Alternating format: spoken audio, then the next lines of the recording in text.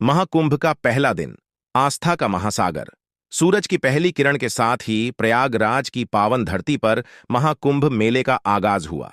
चारों ओर का वातावरण भक्ति, आस्था और उत्साह से गूंज रहा था।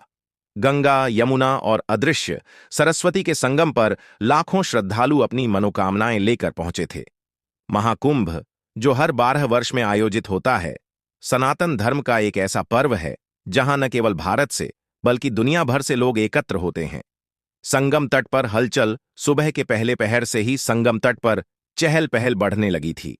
संत, महात्मा, श्रद्धालु और साधारण लोग, ऑल एजेस एंड बैकग्राउंड्स, अपनी अपनी आराधना और स्नान की तैयारी में लगे हुए थे।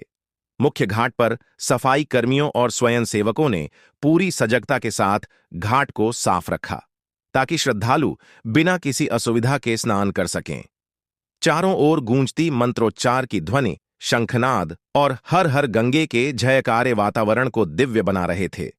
नागा साधु अपनी अनोखी वेशभूषा और भभूत लिपटी देह के साथ शोभा यात्रा का हिस्सा बने। उनकी ऊर्जा और उत्साह ने हर किसी का ध्यान आकर्षित किया। कुंभ की पौराणिक कथा। महाकुंभ की शुरुआत के साथ ही श्रद्धालु इसकी पौराणिक कथा को स्मरण कर रहे थे। माना जाता है कि समुद्र मंथन के दौरान अमृत का कुंभ घड़ा लेकर देवता और असुरों में संघर्ष हुआ। इस दौरान अमृत की कुछ बूंदें 4 स्थानों प्रयागराज, हरिद्वार, उज्जैन और नासिक पर गिरीं। यही कारण है कि इन स्थानों पर महाकुंभ का आयोजन होता है। इस कथा की याद में संगम तट पर लाखों लोग स्नान कर अपनी आत्मा को शुद्ध करने का प्रयास करते हैं। श्रद्धालुओं का विश्वास है कि इस पावन स्नान से उनके पापों का नाश होगा और उन्हें मोक्ष की प्राप्ति होगी। संतों और अखाड़ों का आगमन। महाकुंभ के पहले दिन की सबसे महत्वपूर्ण घटना अखाड़ों का शाही स्नान है। देश भर से आए साधु संत और विभिन्न अखाड़ों के महंत अपनी शोभा यात्रा के साथ संगम पहुंचते हैं। इस यात्रा में हाथी, घोड़े, बैलगाड़ियां और बैंड बाजे भी शामिल होते हैं। नागा साधुओं की टोली ने जैसे ही संगम तट पर प्रवेश किया, लोग उनके दर्शन के लिए उमड़ पड़े। ये साधु, जो सांसारिक बंधनों से मुक्त हैं, अपने अद्वितीय और रहस्यमय जीवन शैली के कारण श्रद्धालुओं के बीच विशेष आकर्षण का केंद्र बने। श्रद्धालुओं की कहानियां। कुंभ मेले में हर व्यक्ति की अपनी कहानी होती है। कुछ लोग यहां वर्षों की तपस्या के फलस्वरूप आए थे, तो कुछ अपनी जीवन की कठिनाइयों को दूर करने की कामना लेकर पहुंचे थे। सुनीता देवी, जो उत्तर प्रदेश के एक छोटे से गांव से आई थीं, अपनी आंखों में आंसू लिए कहती हैं, यह मेरा सपना था कि मैं जीवन में एक बार महाकुंभ में स्नान करूं। आज यह सपना पूरा हुआ। मुझे लगता है जैसे गंगा मां ने मेरी सभी समस्याओं को बहा दिया है। वहीं एक विदेशी जोड़ा जो यूरोप से आया था, भारतीय संस्कृति और आध्यात्मिकता से प्रभावित होकर कुंभ मेले का हिस्सा बना। उन्होंने कहा, यह अनुभव अनोखा है। इतनी भक्ति और आस्था हमने कहीं और नहीं देखी।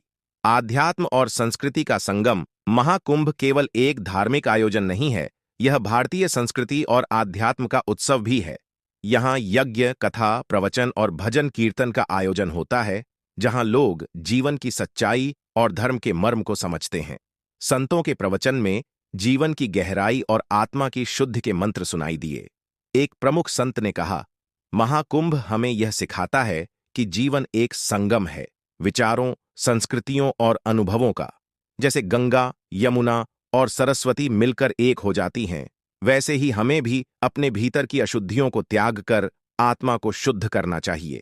सुरक्षा और प्रबंधन। कुंभ मेले जैसे विशाल आयोजन के लिए प्रशासन ने विशेष तैयारियां की थीं। लाखों लोगों की भीड़ को संभालने के लिए सुरक्षाकर्मी तैनात थे। चिकित्सा सेवाओं से लेकर लाउडस्पीकर पर निर्देश देने तक हर व्यवस्था का ध्यान रखा गया। ड्रोन कैमरों से निगरानी की जा रही थी और जगह जगह सूचना केंद्र बनाए गए थे। कई स्वयंसेवी संगठनों ने भोजन, पानी और अन्य सुविधाओं का इंतजाम किया। सूर्यास्त का दृश्य। दिन भर की गतिविधियों के बाद सूर्यास्त के समय संगम तट का नजारा दिव्य हो गया। आकाश नारंगी और गुलाबी रंगों से सजा था और गंगा के पानी में दीपकों की रोशनी झिलमिला रही थी। आरती के समय हजारों श्रद्धालु गंगा तट पर एकत्र हुए। आरती की धुन, शंखनाद और दियों की जगमगाहट ने ऐसा वातावरण बनाया मानो स्वर्ग पृथ्वी पर उतर आया हो। निष्कर्ष, महाकुंभ का पहला दिन आस्था, भक्ति और संस्कृति का एक अद्वितीय संगम था। यह न केवल एक धार्मिक आयोजन है, बल्कि यह मानवता, एकता और आत्मा की पवित्रता का उत्सव है। श्रद्धालुओं के चेहरे पर जो सुकून और संतोष था, वह यह बताने के लिए काफी था कि महाकुंभ केवल एक पर्व नहीं, बल्कि आत्मा और परमात्मा के मिलन का एक माध्यम है।